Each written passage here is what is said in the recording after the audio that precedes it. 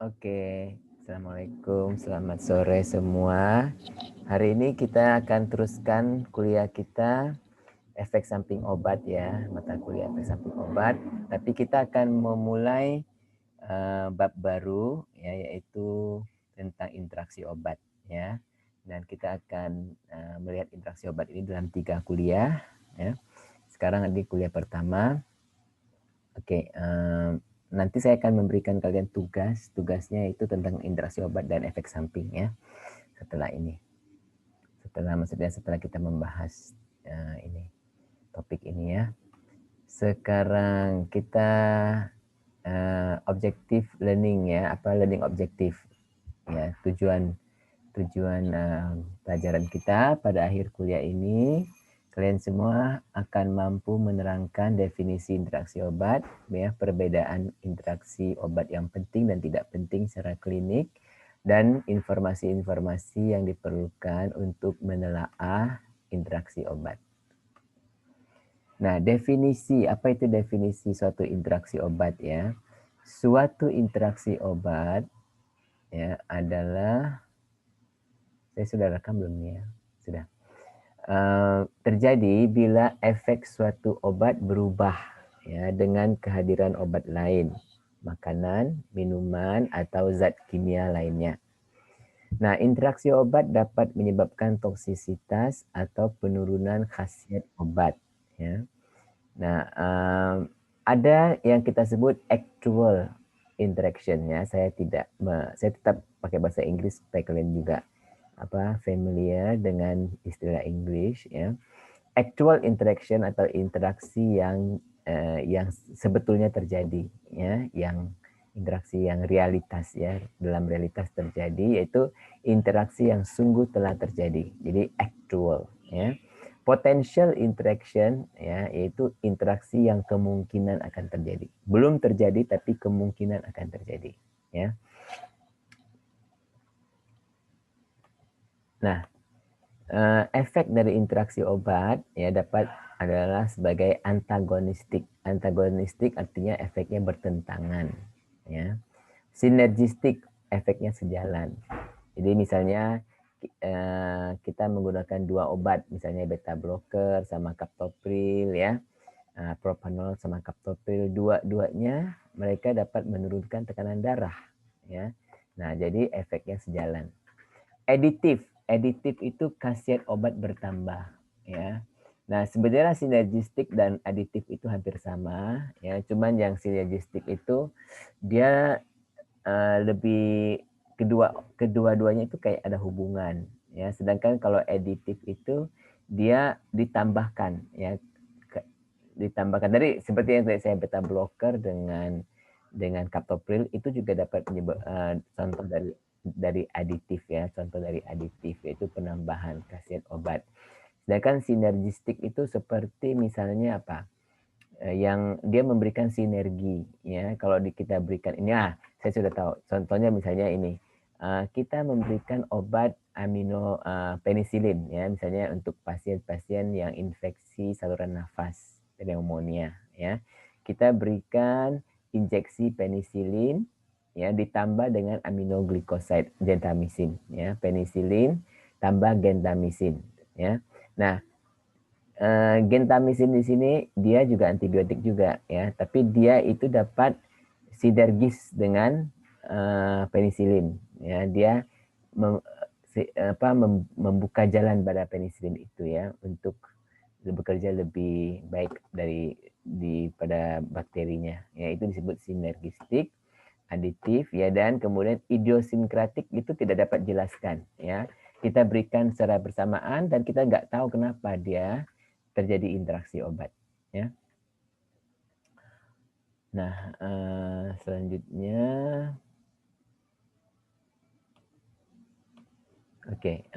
incidence ya. Jadi berapa sering sih terjadi interaksi obat ya kan? Semakin banyak jenis obat yang diminum ya, semakin besar kemungkinan terjadinya ROM, yaitu reaksi obat yang merugikan ya. Nah, contohnya ada satu artikel di sini ya. 50% kemungkinan bila jumlah obat lebih dari 4. Misalnya satu pasien nih ya meminum sampai lebih dari 4 obat ya, 4 atau 5 atau 6 ya. Nah, kemungkinan akan terjadi ROM itu ya, reaksi obat yang merugikan itu 50% ya. Karena adanya interaksi obat. Sedangkan kalau obatnya melebihi 8, ya lebih dari 8, mungkin 9, 10 dan seterusnya ya, dia akan menyebabkan 90% ya terjadinya ROM ya. Nah, sumber informasi yang dapat kita gunakan yaitu informasi obat yang menyertai paket obat ya. Jadi kotak obat itu kalau kita beli obat ya, sepatutnya di dalam kotak obat itu ada informasi obat, leaflet ya. Leaflet itu informasi obat ya. Nah, buku-buku referensi seperti yang di Inggris itu ada buku BNF namanya ya, British National Formulary. Itu cukup bagus ya. Drug Information Handbook itu Amerika punya. Stockley ya, Stockley itu tunggu bentar.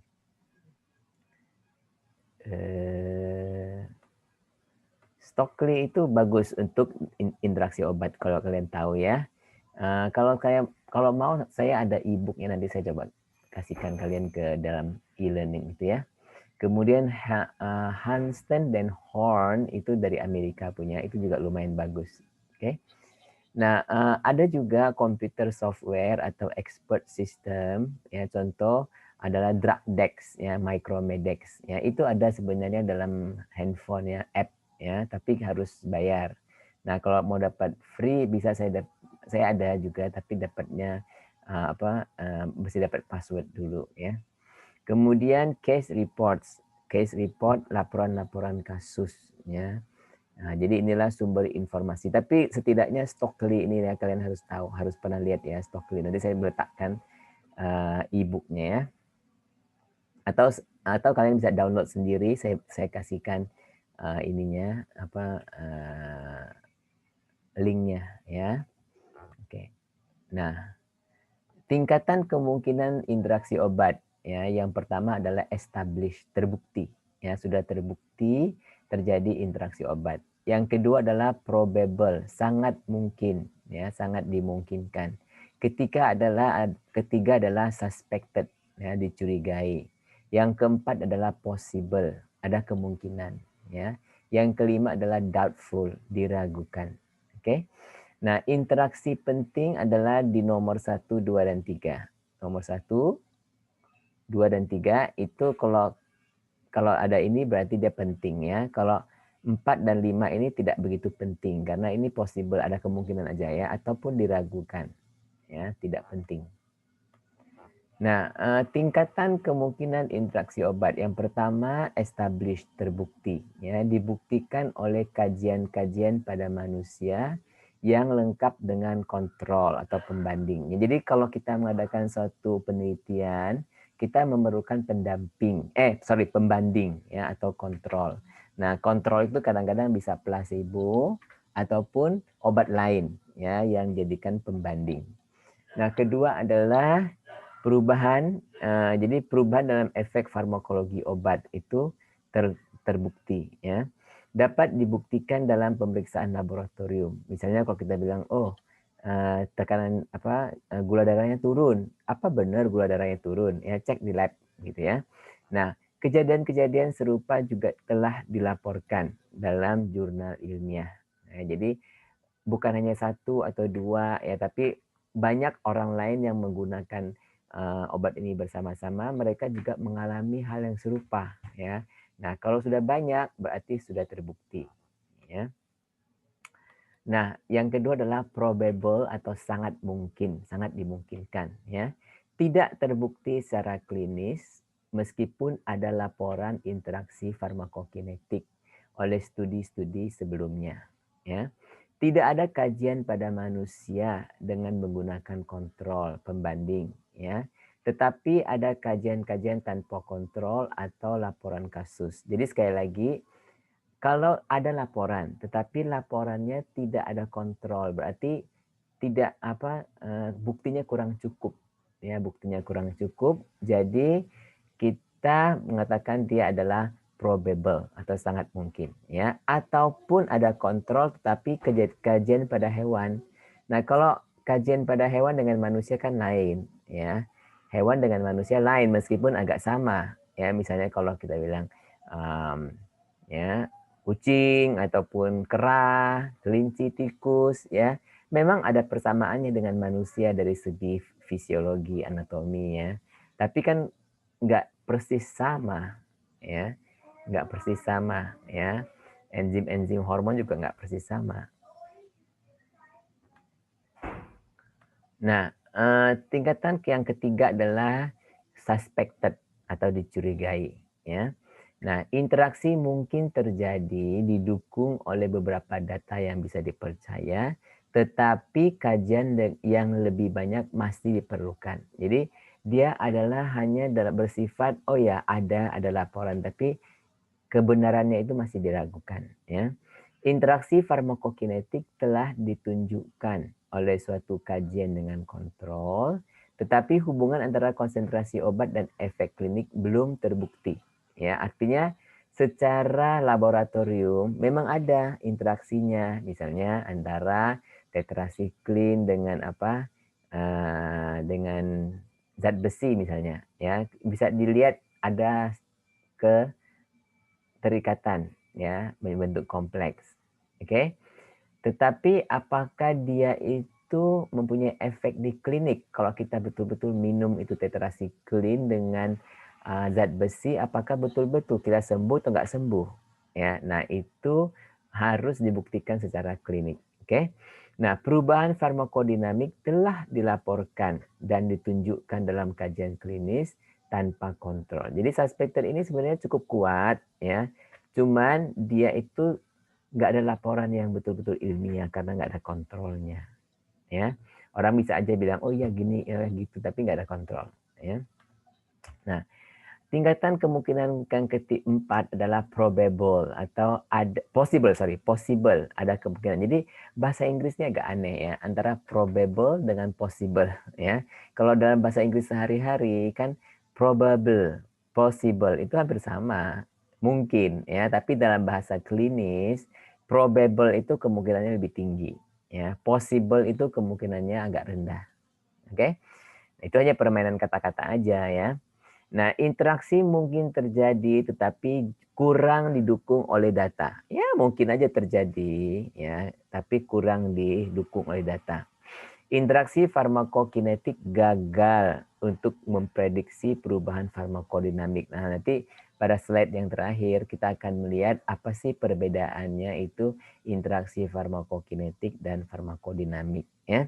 Data yang sedikit memperlihatkan perubahan farmakokinetik. Memang ada perubahan farmakodinamik, ya, tetapi sedikit datanya. Terdapat data yang mendukung dan tidak mendukung. Jadi data yang ada itu tidak semuanya mendukung, ada yang tidak mendukung. Ya, jadi buat bingung kan?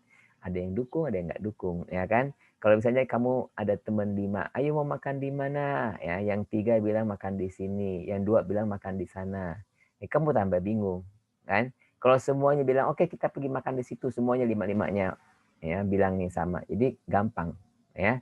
Nah, demikian juga dengan data, ada yang mendukung, ada yang tidak mendukung, jadi susah. Ya. Nah, yang kelima adalah doubtful. Ya, sebenarnya apakah ada atau tidak itu interaksi sangat doubtful. Ya, sangat apa namanya itu diragukan. Ya, nanti saya tambahkan ini ya, diragukan.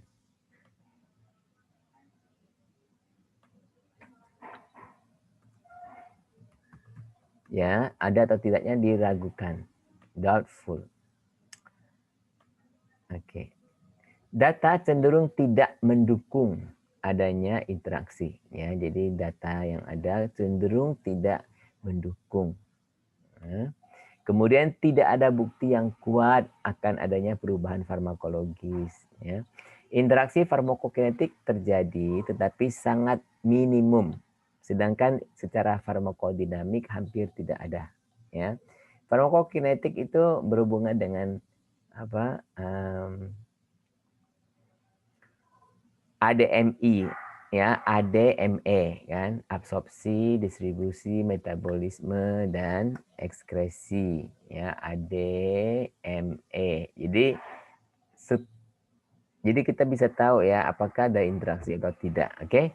Data yang ada berkualitas rendah. Tidak ada laporan dengan kajian kontrol. Oke. Nah, assessment. Sekarang kita harus uji dia. Ya, harus uji. Oke. Sumbernya adalah literatur primer. Kamu tahu apa enggak literatur primer, sekunder, tersier? Tahu enggak? Ayo coba. Siapa yang tahu? Yang sudah mau bikin skripsi ini harus tahu ya. Rere, apa perbedaan antara literatur primer, sekunder, dan tersier?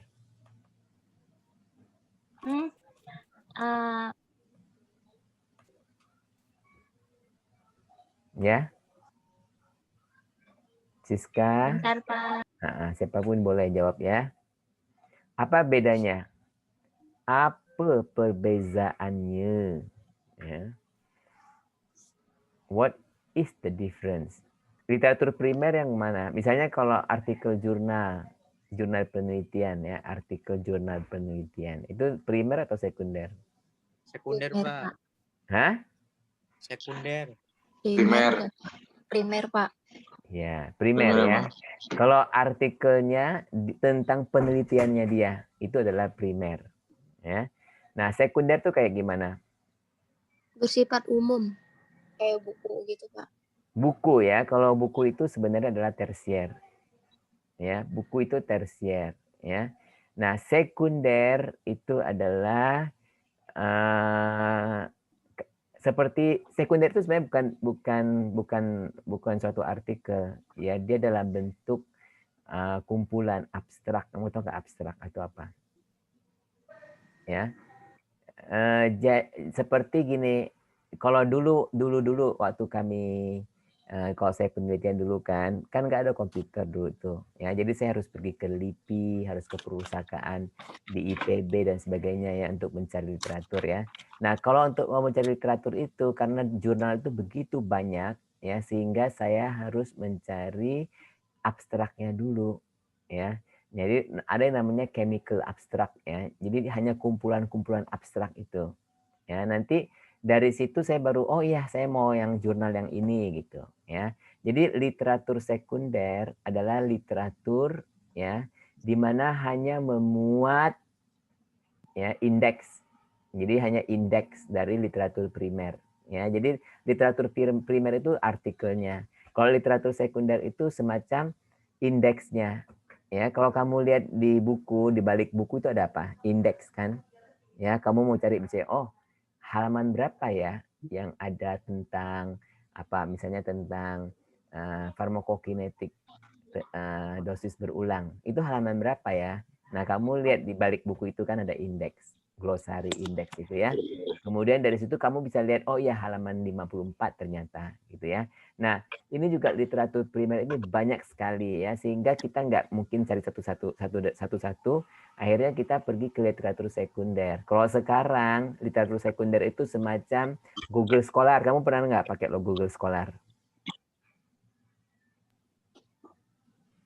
Kenapa?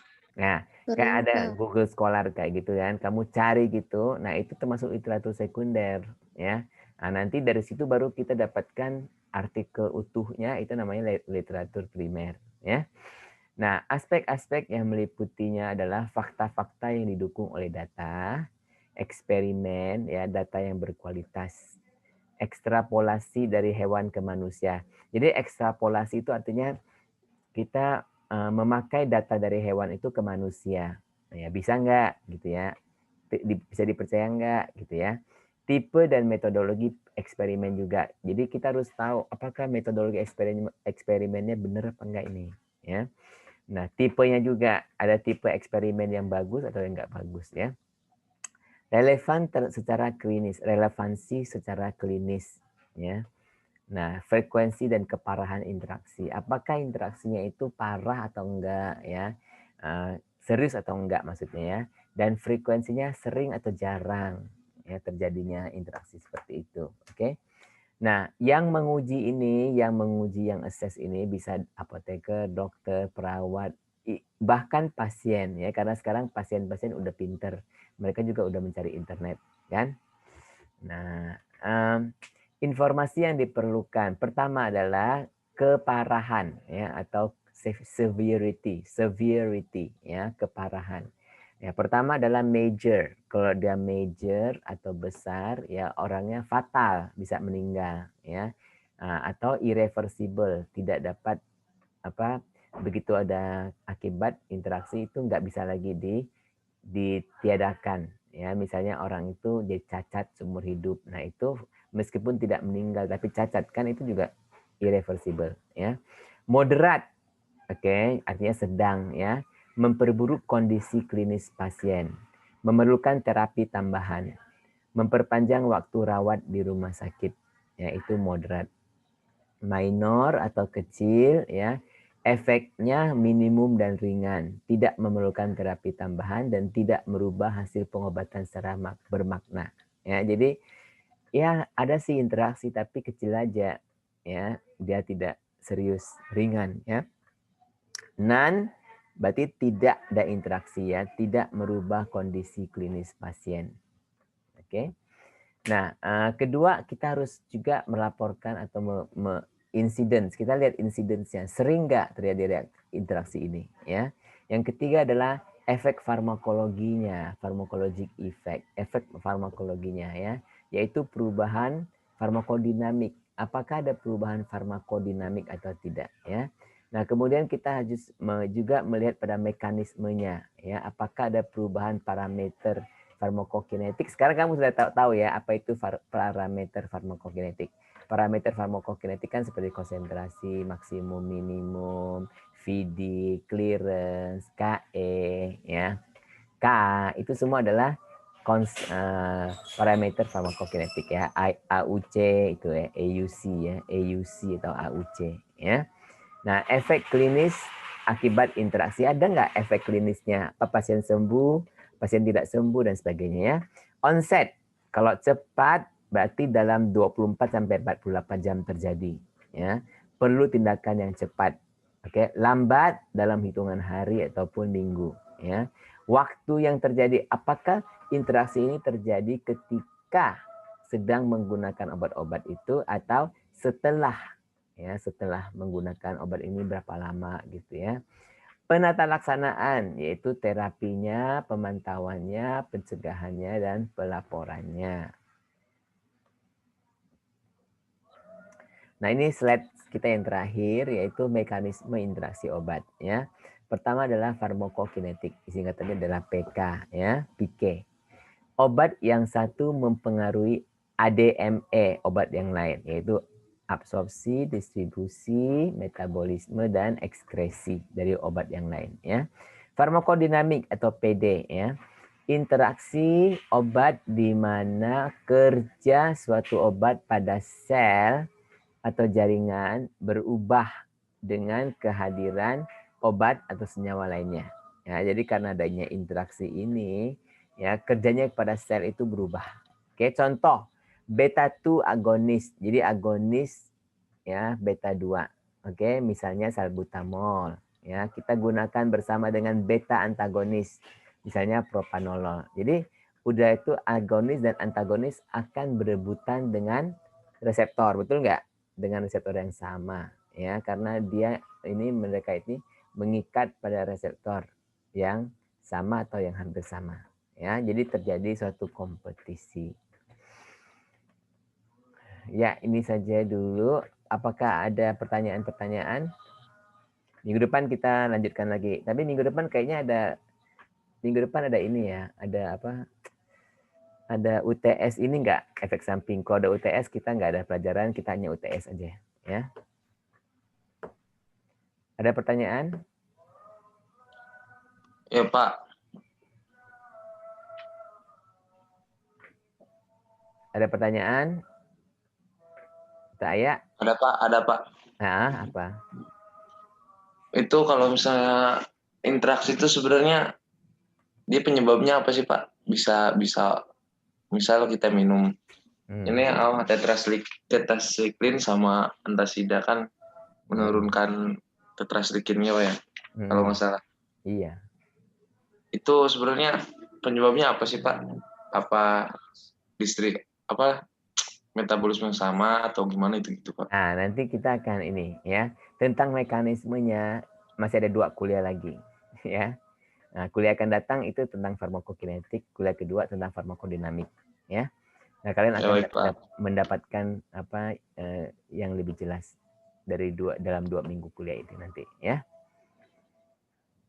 Oke, Ya Pak. kalau nggak ada pertanyaan lagi, saya mau tanya kepada kalian. Besok pagi kita adakan presentasi kasus, kan kasusnya sudah saya bagi pada 4 kelompok ya. Pak Ahmad dan Iksan, terus Rere dan siapa itu? Siska ya? Rere sama siapa? Saya lupa. Vita dengan siapa? Tita gitu ya kalau nggak salah ya. Ya. AF kedapatan nggak itu? Belum Pak. Kedapatan apa, Pak? Hah? Kedapatan apa, Pak? Kasus kan. Besok kalian harus presentasi kan? Lagi. Belum Pak, belum bagiannya.